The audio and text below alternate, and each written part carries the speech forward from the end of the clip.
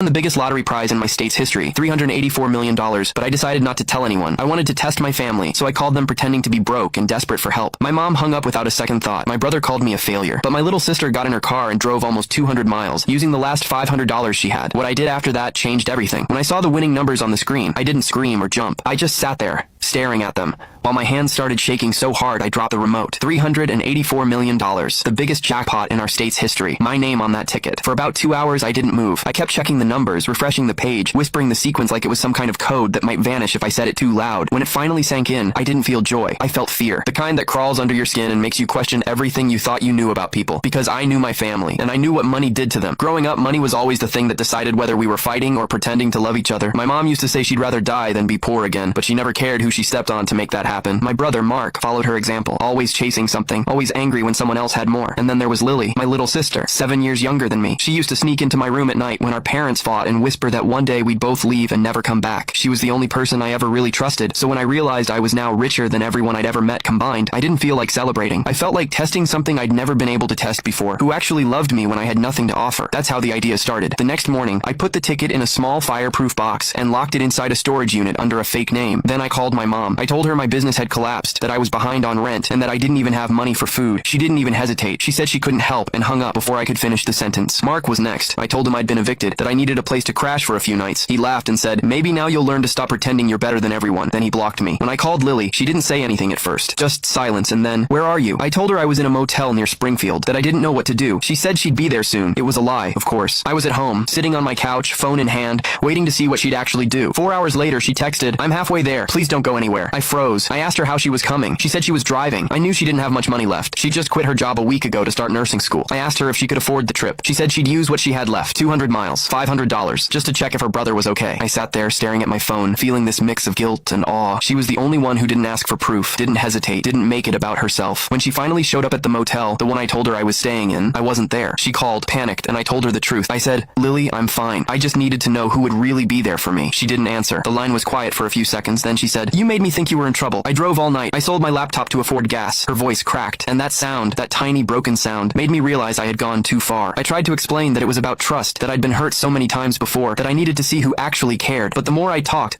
the more I knew it didn't matter. I'd betrayed the only person who didn't deserve it. She said, you wanted to know who cared? Now you know. Then she hung up. That night, I sat in my car outside her apartment. Her lights were off. I didn't go in. I just stayed there until sunrise, holding the lottery ticket in my hand and realizing that for the first time in my life, I couldn't buy my way out of what I'd done, and what I decided to do next changed everything. The next morning, I drove to Lily's apartment before she could leave for class. I expected her to slam the door in my face. Click the link in my bio to get the full story for free.